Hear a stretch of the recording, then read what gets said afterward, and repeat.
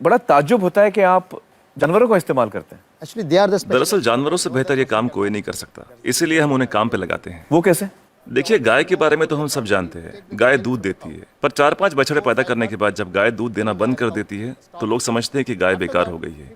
इसी तरह लोग कचरे को भी बेकार समझते हैं, पर माइनस और माइनस के मिलने पर ही प्लस बनता है। To minus always plus. बस इन दोनों चीजों को साथ में जोड़ने की जरूरत है। And every 4 hours we collect in the bulk इसलिए हम सब्जी मार्केट से हर 4 घंटे में बचा हुआ माल उठाते हैं। fruit mandis.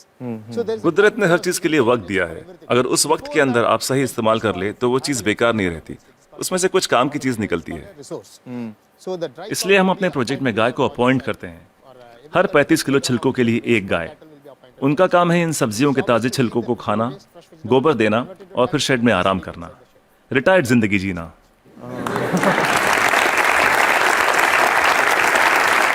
within 8 hours time. सिर्फ 8 घंटे में सारा कचरा घट के गोबर के रूप में 1/4 हो जाता है, The entire waste. और इस गोबर में काफी मात्रा में ईंधन वाली मीथेन गैस Once होती the है। dung comes out. हम तुरंत गोबर को बायोडाइजेस्टर में डाल देते हैं, इसमें से मीथेन गैस निकल जाती है और हमें बिना मीथेन के गोबर का एक घोल मिलता है। Methane free cow dung slurry will come out. Immediately इसको हम तुरंत केचुओं के हवाले कर देते हैं। eaten by them and just केचुए उसे खा लेते हैं और उनके पेट से जो बाहर आता है उसे कहते हैं vermi cast. that's called vermicast. ये दुनिया की सबसे बेहतरीन खाद होती है। दुनिया की सबसे बेहतरीन खाद। इसे ब्लैक गोल्ड या काला सोना भी कहा जाता है। It can be directly. खेती के लिए बहुत अच्छा है। अगर बैक्टीरिया वाले तरीके से खाद बनाएं तो इसमें 45 दिन लग जाते हैं। और यहाँ देखिए, सोमवार की सुबह 6 बजे माँ सब्जियां काटती है, 9 बजे गाड़ी आकर उसका बचा हुआ हिस्सा ले जाती है, 10:30 बजे हम वो गाय को दे देते हैं, शाम 6 बजे तक गोबर निकल आता We are है। getting the cow dung ready.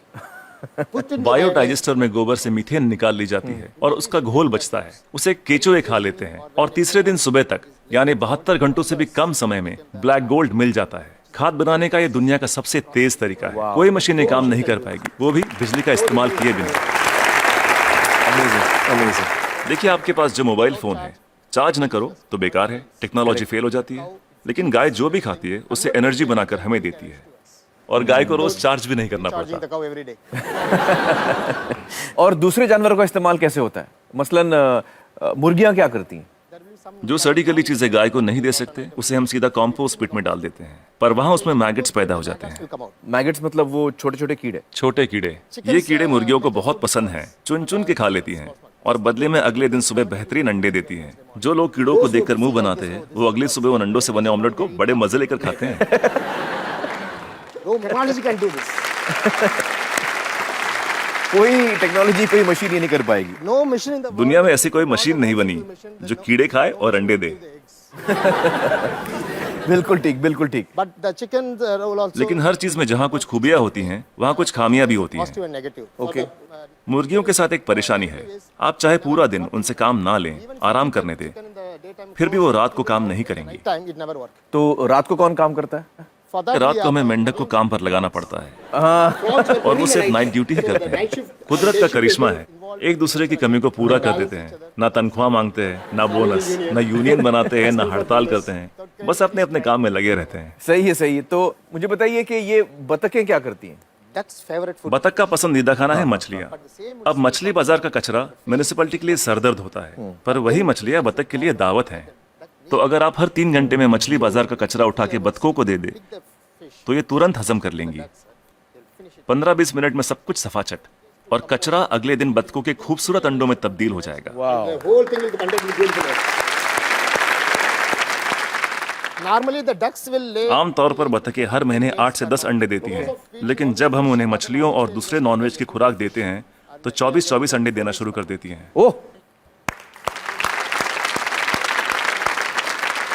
and if I have 20 ducks then multiplied by yeah, we have a हम हर 11 मादा पे एक नर बतख रखते हैं। duck on one male duck. why 11 female and 1 male? हमें तो अंडों से मतलब है, एक ही नर बतख काफी है। तो ये जानवर आपके लिए बहुत अहमियत रखते हैं। They are the people doing जी बिल्कुल, इनकी वजह से ही तो इतने बढ़िया नतीजे मिल रहे हैं। तो इस वक्त आप किसी प्रोजेक्ट पे काम कर रहे हैं? yeah, right now I'm working with Coimbatore. फिलहाल कोयम्बतूर में काम चल रहा है, डिस्ट्रिक्ट रूरल डेवलपमेंट एजेंसी के साथ। हम 10 ग्राम पंचायतों का काम संभाल रहे हैं जो एक म्यूनिसिपैलिटी के बराबर है। It's equal to one municipality. एक गांव में तो मैं समझ सकता हूं कि ये हो सकता है क्योंकि वहां पर छोटे पैमाने पे करना है, लेकिन अगर बड़े पैमाने पे करना है, जैसे किसी शहर में करना है, आपका जो तरीका ये मुमकिन है? बड़ी म्यूनिसिपैलिटियों की दिक्कत यह है कि शहरों में जगह कम होती है, पर हमें कचरे को 100 किलोमीटर दूर ले जाने की जरूरत नहीं। ये काम हर वार्ड में होना चाहिए। इसलिए डिसेंट्रलाइज मेथड अपनाना बहुत जरूरी है। छोटे छोटे स्तर पर करना चाहिए। Decentralise method.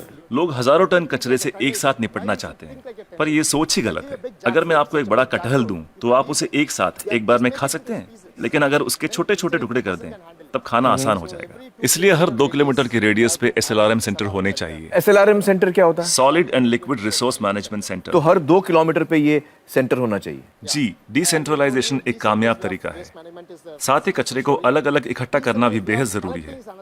मिसाल के तौर पर सलून में से सिर्फ 6 तरीके का कचरा निकलता है।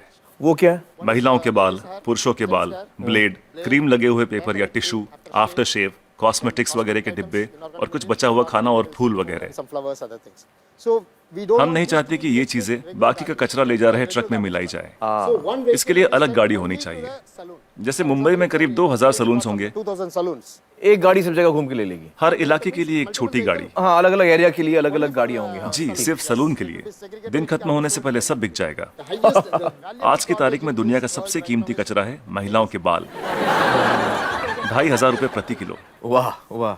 तो दिन भर का जो कचरा है, दिन खत्म होते होते वो इस्तेमाल भी हो जाएगा। अलग अलग इकट्ठा करें तो राज ये है, तरकीब ये है कि शुरुआत से ही मिक्स मत करो। जी, अलग अलग इकट्ठा करो और अलग अलग ही लेकर जाओ। तो आपके पास इसका पूरा प्लान है, मास्टर प्लान है? बिल्कुल है। वाह वाह। That's-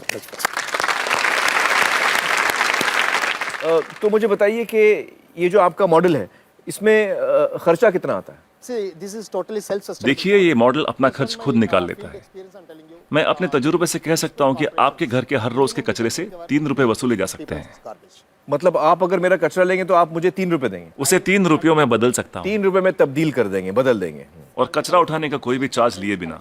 तो मुझे बताइए कि अगर मुंबई जैसे शहर की जिम्मेदारी आपको दी जाए कि इसको आप साफ कर दीजिए, तो आपको कितना समय लगेगा, कितना वक्त लगेगा आपको? कम से कम 18 महीने। मतलब 1.5 साल। तो मतलब 1.5 साल में आप मुंबई की काया पलट कर सकते हैं। Yes. Ji, it's possible. बिल्कुल कर सकते हैं।